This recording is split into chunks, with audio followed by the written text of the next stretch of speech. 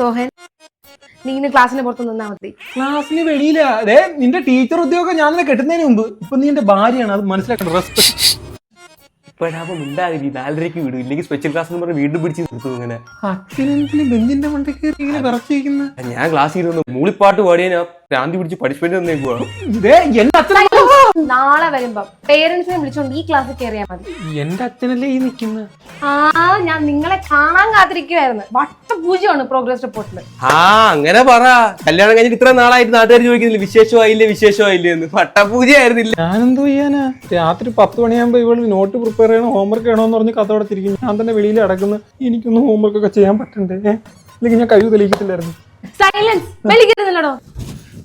ഈ എന്റെ അടുത്ത് A+B എത്രയാ?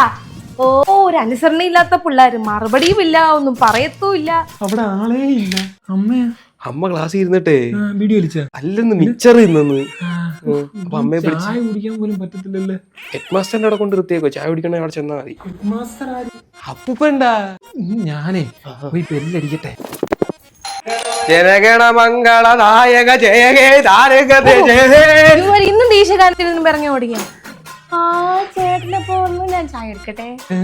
വാത ഒഴിഞ്ഞെന്ന് തോന്നുന്നു. ഇതാ പറയുന്ന പെണ്ണുങ്ങളെ വീട്ടിൽ പിടിച്ചിരുത്താതെ ജോലിക്കൊക്കെ പറഞ്ഞു വിടണം. അതെ, ഈവനിങ് ബാച്ചിലൊക്കെ ക്ലാസ്സിൽ കയറി.